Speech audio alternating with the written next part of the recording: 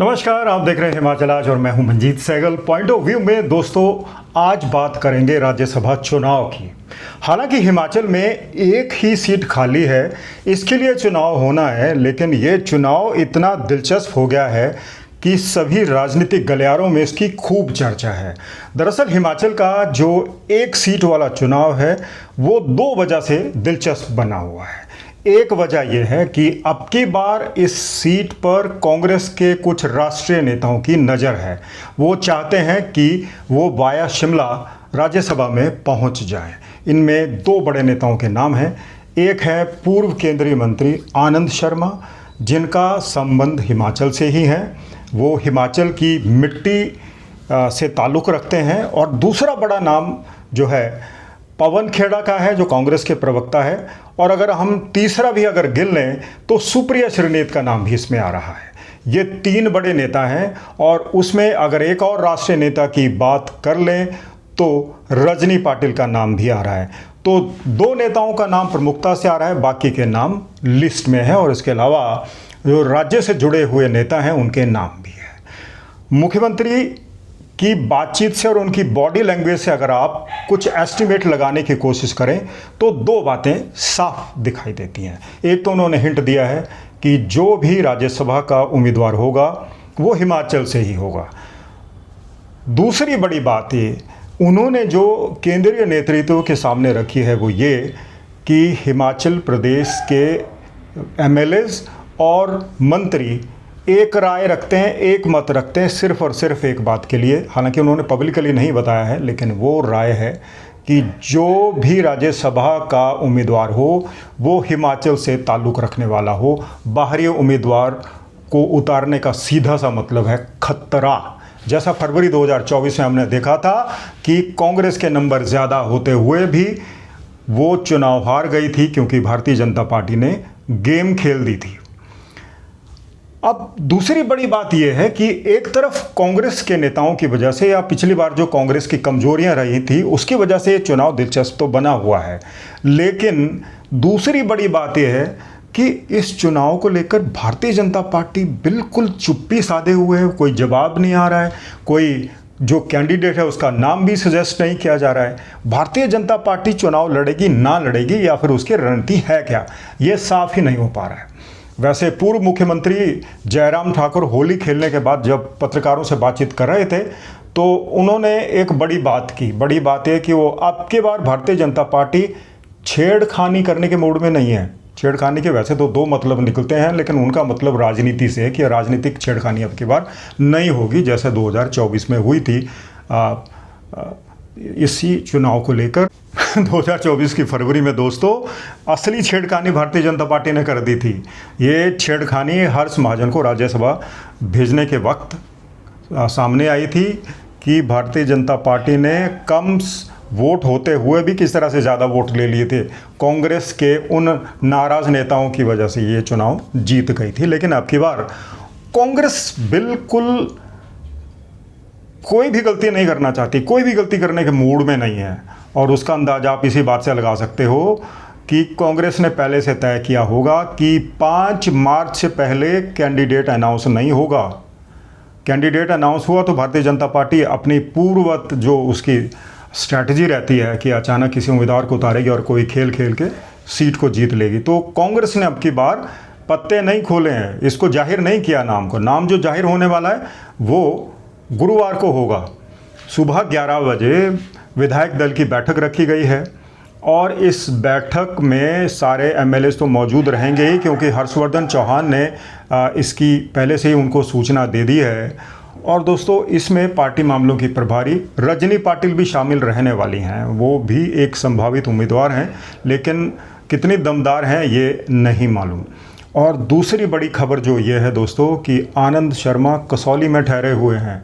वो शिमला के रहने वाले हैं और वो भी शिमला में मौजूद हैं। यानी कि दो बड़े चेहरे आनंद शर्मा और रजनी पाटिल, वो भी पहुंचने की संभावना है कि वो भी बैठक में भाग लेंगी। ये बड़े संभावित चेहरे भी शिमला की तरफ रुख कर रहे हैं। तो क्या कांग्रेस का जो कैंडिडेट होगा जो दो शर्तें पूरी करता है, शर्त ये कि जो सभी एमएलए और मंत्रियों की जिसको हामी मिली हो या फिर जिसका ताल्लुक भी राज्य की भूमि से हो, मिट्टी से हो, माटी से हो, वो आनंद शर्मा ही हैं। लेकिन चर्चा तो दोस्तों ये भी है कि कांग्रेस के दो बड़े प्रवक्ता सुप्रिया श्रीनेत और पवन खेड़ा भी लाइन में है। ये लोग भी राज्यसभा जाना चाहते हैं। इसके पीछे की कहानी ये है कि कांग्रेस अब जिन राज्यों में कांग्रेस की सरकारें नहीं हैं वहाँ पर अब कांग्रेस की जो राज्यसभा की सीटें हैं वो कम हो रही हैं। तो अब कांग्रेस का दारोमदार उन्हीं राज्यों में है जहाँ उसकी सरकारें हैं, तो हिमाचल भी उनमें से एक राज्य है। तो कांग्रेस की स्ट्रैटेजी ये है कि राज्यसभा में एक ऐसे नेता को भेजा जाए जिसकी ओरेटरी यानी कि जिसकी भाषणबाजी ज़बरदस्त हो, जो अपने मुद्दे रखना जानता हो, जिसको अनुभव हो।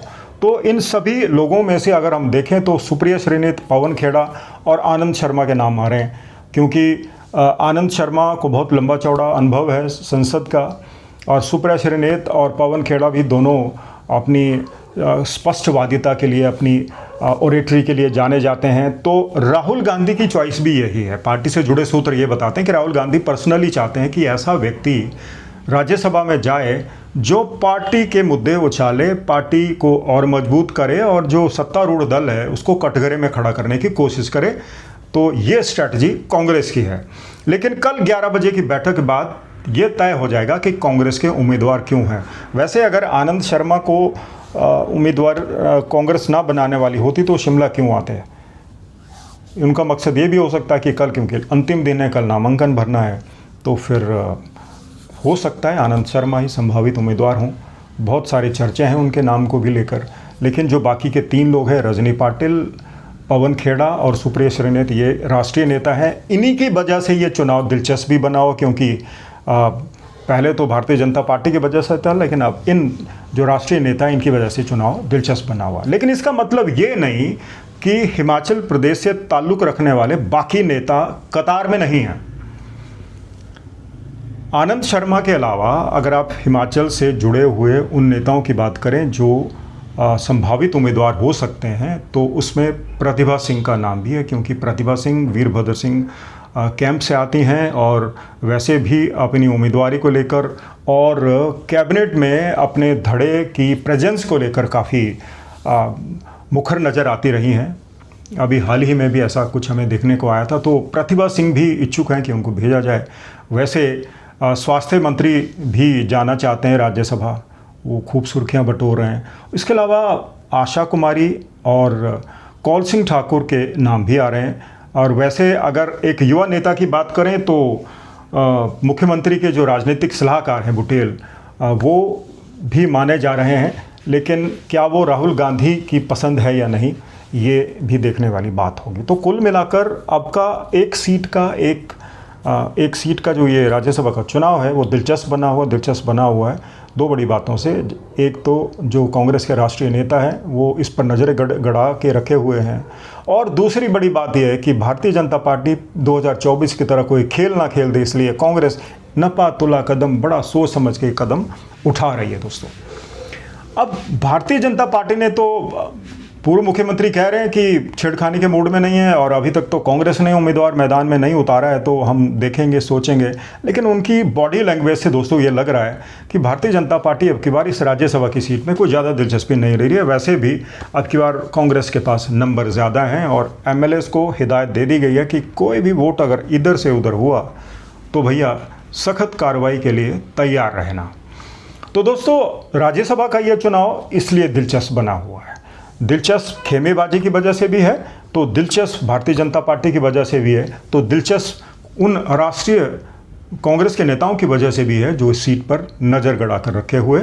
इसमें मैटर करेगा राहुल गांधी किसके नाम पर मोहर लगाते हैं, क्योंकि राहुल गांधी ने अपना पहले से ही जो उनका इंटेंट है उन्होंने साफ कर दिया है कि अगर जो होगा ऐसे व्यक्ति को टिकट दिया जाएगा जो राज्यसभा में पार्टी का पक्ष मजबूती से रख सके, अच्छा बोलने वाला हो, अच्छा वक्ता हो।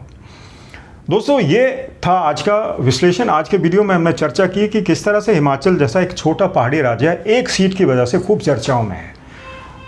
चर्चाओं में क्यों है उसके कारण भी आपको गिना दिए गए। तो अगर आप इसको लेकर कुछ कहना चाहते हैं, आप अपना वक्तव्य, अपना ओपिनियन देना चाहते हैं, तो आप कमेंट बॉक्स में आ जाइए, आपका स्वागत है। और आपके कमेंट हमेशा दिलचस्प होते हैं, बड़े तीखे भी होते हैं और जानकारीवर्धक भी होते हैं। तो आप आइए, आप अपनी बात भी रखिएगा, तो जो दर्शक इस वीडियो को देखेंगे आपके विचारों से भी अवगत होंगे। आइए, अपने विचार रखिएगा। और अगर आपने अभी तक हिमाचल आज को सब्सक्राइब नहीं किया है तो इस चैनल को ज़रूर सब्सक्राइब कर लीजिएगा, ताकि आपको विश्लेषणात्मक खबरों की, राजनीति की जानकारियाँ इसी तरह मिलती रहें। तो दोस्तों, जब तक हम लौटते हैं एक नए विश्लेषण के साथ, आप अपना बहुत बहुत ख्याल रखिएगा। नमस्कार।